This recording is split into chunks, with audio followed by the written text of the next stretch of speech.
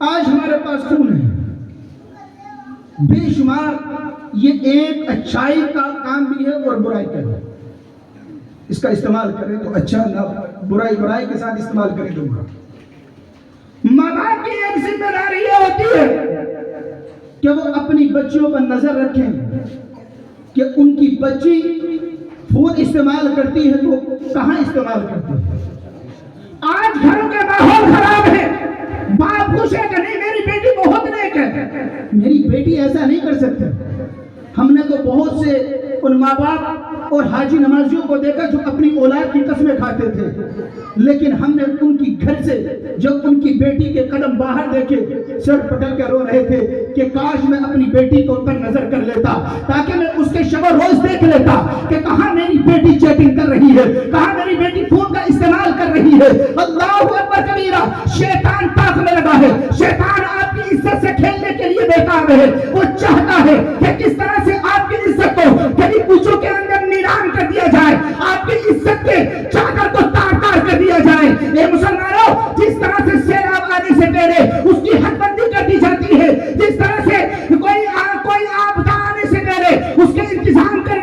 دیے جاتے ہیں، جوانی ایک حد ہے، جوانی ایک آنے والی اللہ کی طرف سے نعمت ہے، لیکن اس کے کچھ قیودات ہیں، اس کے کچھ حدود ہیں۔ اس کے حدود یہ ہے کہ پہلے تو یہ ہے کہ سب سے پہلے اگر ہمارے معاشرے سے جہیز کی لعنت ختم ہو جائے، یہ جہیز مانگنے والے، یہ وی آئی پی انٹرنیشنل فقیر اگر ختم ہو جائے تو جو آج 30 سال کے لوگ جو عمر ہو چکی ہے، آج جو 35 سال کی بچیاں ہمارے گھروں کے اندر ہیں، قسم خدا کی وہ غریب اپنے بچی کا نکاح اس وجہ سے نہیں کر پا رہا، اس کے پاس دولت نہیں ہے، اس کے پاس دینے کے لیے یہ سونا چاندی نہیں ہے، اس کے پاس دینے کے لیے کار نہیں ہے، اس کے پاس دینے کے لیے فرنیچر نہیں ہے۔ وہ باپ سے چل رہا ہے، وہ باپ بڑا رہا ہے۔ اگر یہ بیٹے والا اگر یہ کہہ دے اے میرے بھائی سن لے، المسلم اخو المسلم،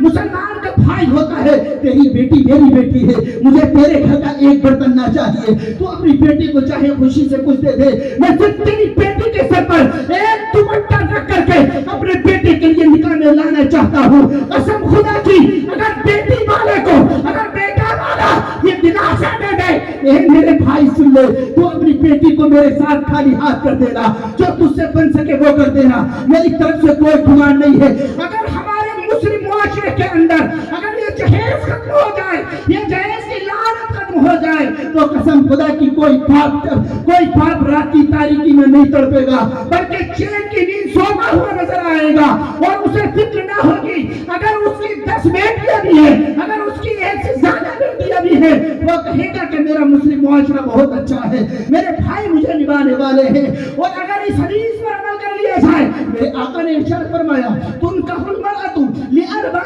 ولمالها ولحسبها ولجمالها فاذكر بذات الدين۔ نکاح 4 چیزوں کی بنیاد پر کیا جاتا ہے، یا تو مال کی بنیاد پر کیا جاتا ہے، یا خوبصورتی کی بنیاد پر کیا جاتا ہے۔ آج تو کالے کلوٹے جنہیں اپنا چہرہ شیشے میں دیکھیں تو خود اپنے اوپر افسوس ہونے لگے، اگر ان سے پوچھیں گے نا کہ بھائی تجھے بیوی کیسے چاہیے، تو کہے گا ایسی اسمارٹ چاہیے، ایسی بیوٹیفل چاہیے کہ محلے کے اندر کسی کے گھر نہ آئی ہو۔ ایک کالے کلوٹے سب سے پہلے اگر اپنے چہرے کو اگر سجدوں کی پیشانی سے اگر تجھے آرائستہ کرنا ہے تو اسمارٹ بیوی کی تلاش نہ کر، بیوٹیفل بیوی کی تلاش نہ کر، اگر تجھے بیوی کی تلاش ہے تو ایسی تلاش کر جو فاطمہ الزہرا کا کردار اپنانے والی ہو، ایسی بیوی کی تلاش کر کہ جب تو اس سے کہے کہ ذرا سورہ فاتحہ سنا، ذرا بتا نماز کیسے پڑھتے ہیں، بتا مصطفیٰ کا طریقہ کیا ہے، بتا کس راستے پر چلتی ہے، بتا تیرے ماں باپ نے تجھے انگلش سکھائی، ABCD سے لے کر Z تک تجھے سب کچھ سکھایا، اے آج کے دور کی 15ویں صدی کی لڑکی مجھے یہ بتا کہ تیرے سر پر دوپٹہ رہتا ہے یا نہیں، کیا ماں باپ کی خدمت کرتی ہے یا نہیں۔ اگر حسن و جمال کو نہ دیکھ کر کے اگر دینداری دیکھی جائے، قسم خدا کی آج جو گھر اکھاڑے بنے ہوئے ہیں لڑائی کے، وہ اکھاڑے نہیں ہوں گے بلکہ مصطفیٰ کے آنگن کے برکت سے وہ گھر گلے گلزار بنتے ہوئے کالا کلوٹا بالکل، اور ماں سے کرا بیوٹیفل چاہیے، رشتے پھیل کرے پڑا، کبھی اپنا چہرہ نہیں دیکھ رہا، بیچاری لڑکی جاتے اس کے یہاں وہ آتی پانی پلانے کے لیے، کبھی سوچا نہیں کہ اس کے دل پر کیا گزرتی ہوگی.